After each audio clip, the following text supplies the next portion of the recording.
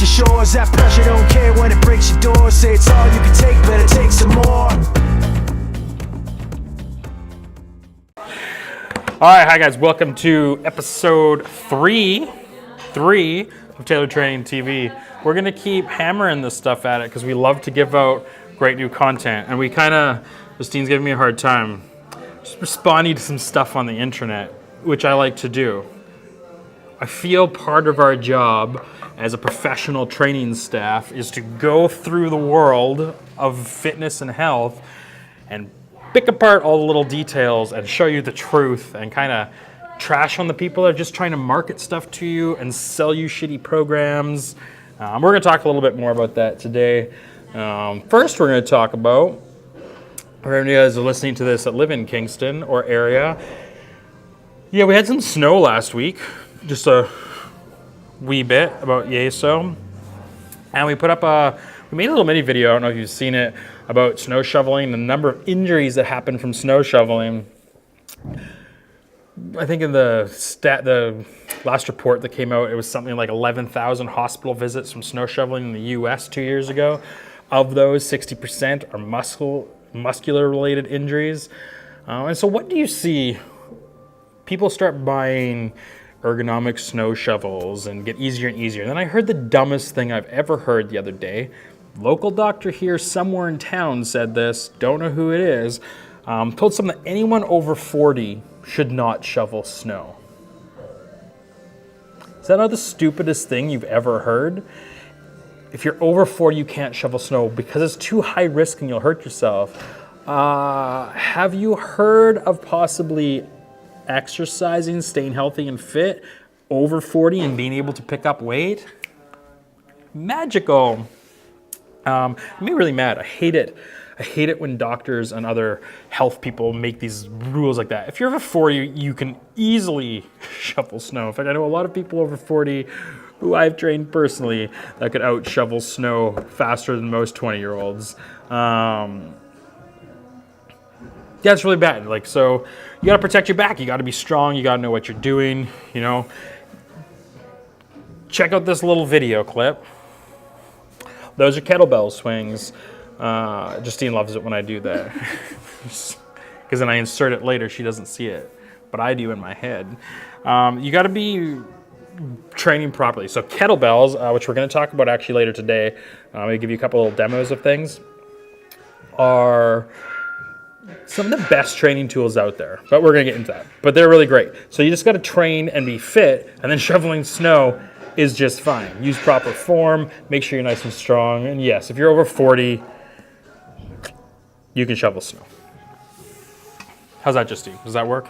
Yes. You're happy with that message? Very happy. I didn't get us set up. What were we talking about after that? Do you remember? Yeah, your blog and how the fitness industry is destroying itself. Oh, the fitness industry destroying itself. Okay.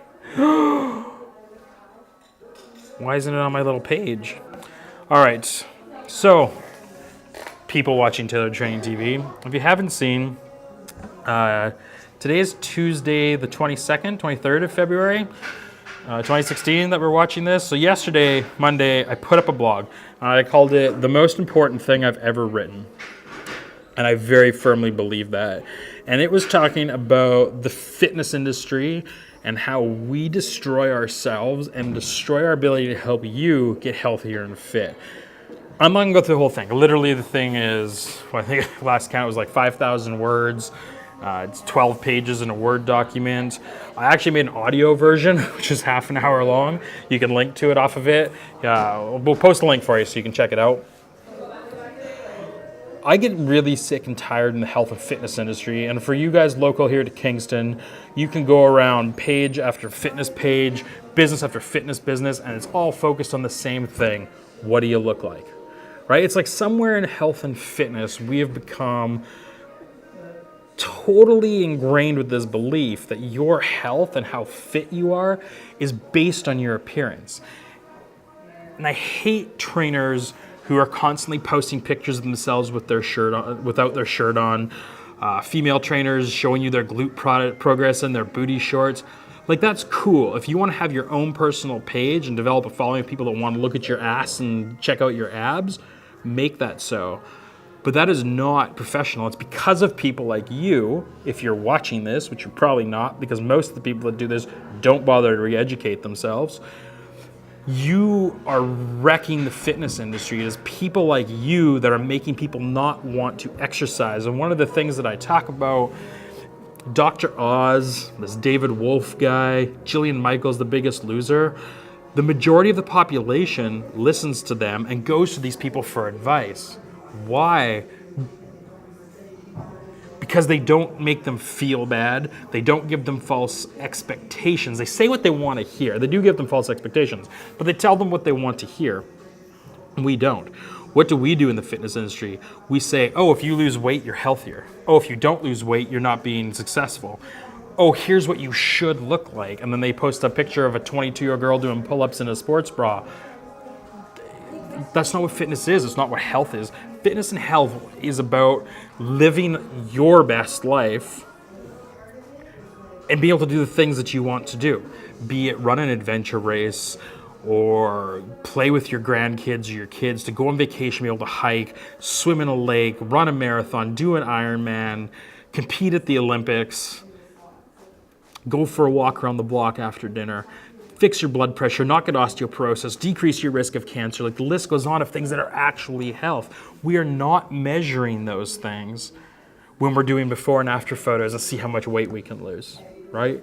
I'm sick and tired of fitness professionals posting all these pictures of themselves or their clients in skimpy clothes, especially when the majority of them are they're 21. I'm like, you're not helping. You are not helping. You are making the problem worse. Shame on you if that's what you are posting and promoting. You're not a professional.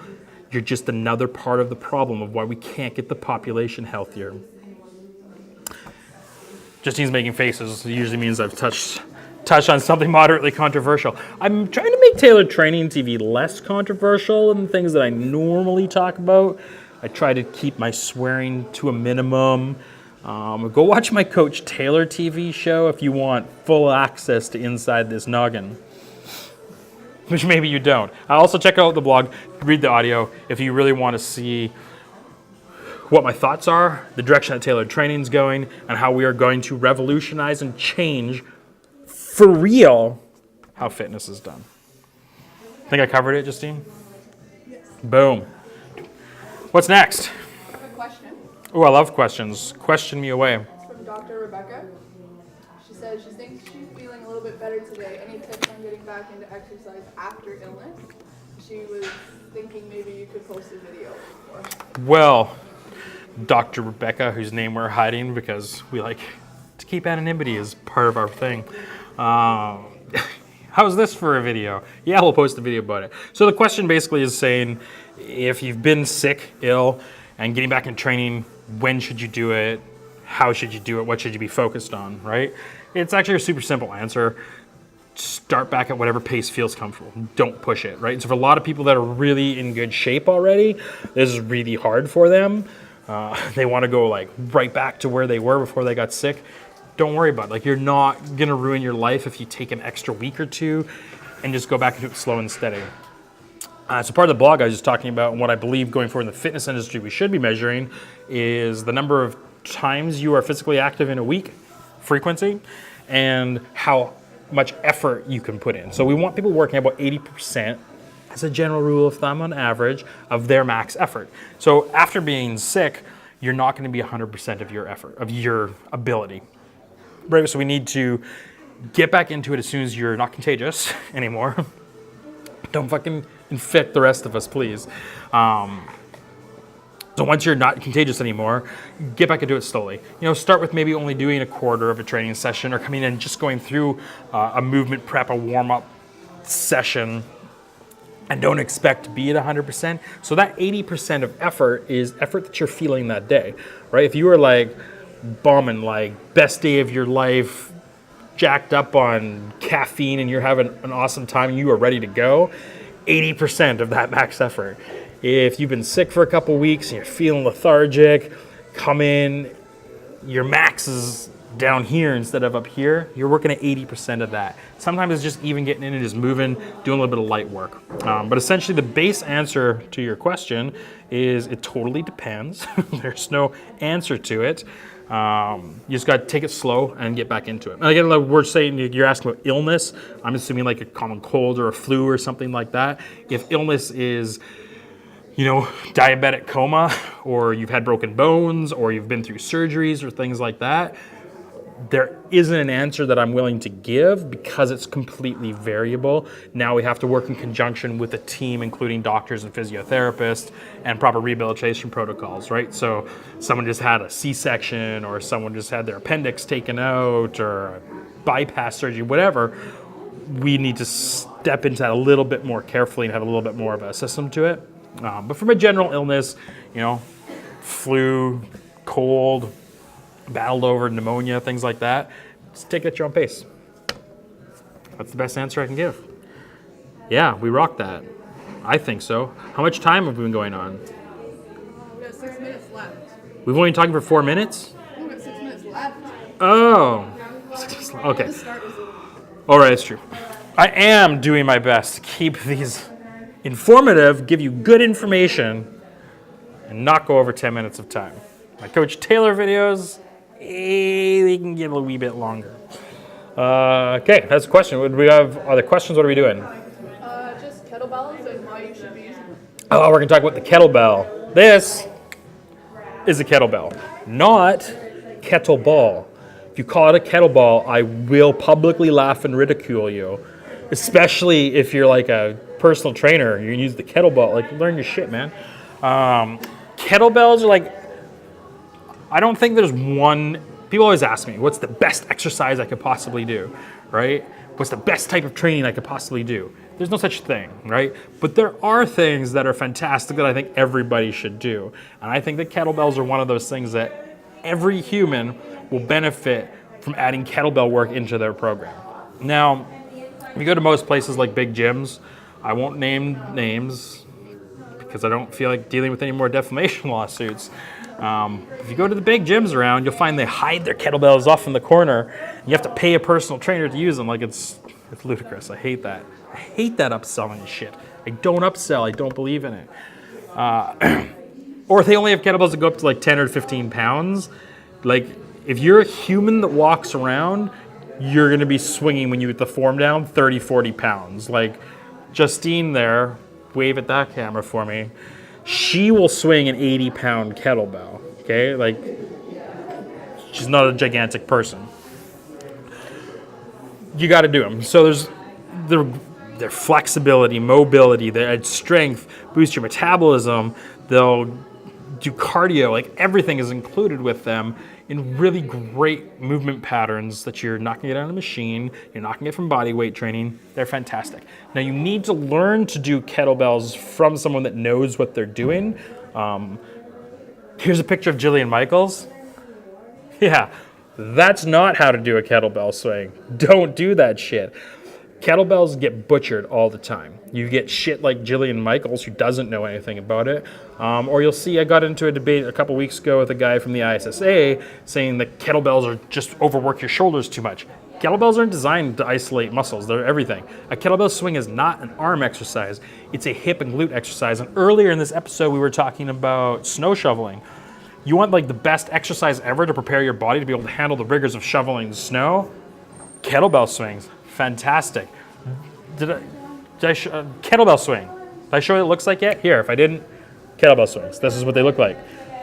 Good kettlebell swings, right? Now, don't get turned off if you've never done it before. Like, oh, I can't do that. No, you probably can't do it that awesome yet, but you'll be able to. You got to learn. So you need a qualified coach first to teach to. You don't have to sign up for a gym membership or anything like that. Just go pay someone for 5-6 training sessions to just coach you on how to use that particular tool, and then make sure you're doing it right.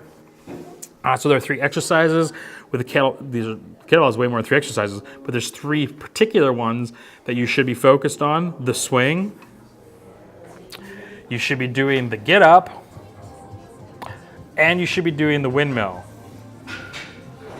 Those are the 3 exercises that everybody needs to be doing. They will give you cardiovascular, they will give you strength, they will give you flexibility, they will give you balance, range of motion. They do everything, especially for you guys that do particular activities, joggers and runners, triathletes, swimmers, cyclists. You people especially need to be doing those 3 exercises to make sure you get an adequate range of motion and strength, multiplanar stuff. So yeah, I'm not gonna give you full demos on how to do all of those things because I don't think you can just look at a video. You need to have a qualified coach that knows how to use kettlebells, teach you how to do those things. Yeah, they're awesome. I think everybody should be using them. Did I miss anything? Is there anything else about kettlebells that we should talk about? No. Maybe? Oh, Laura, what's up? Do you love kettlebells? Obviously. All right, is that everything, Justine? Cool. So that is everything for Taylor Training TV, episode 3. If you got questions in the fitness world, the health world, you want to know how gyms operate, you want to know what to eat for certain things, drop us a line, let me know. We will talk about whatever topics you want to talk about, or I will just keep picking things I think you want to know about or should hear and sending that to you. Thank you guys so much for your time. That was episode 3 of Taylor Training TV.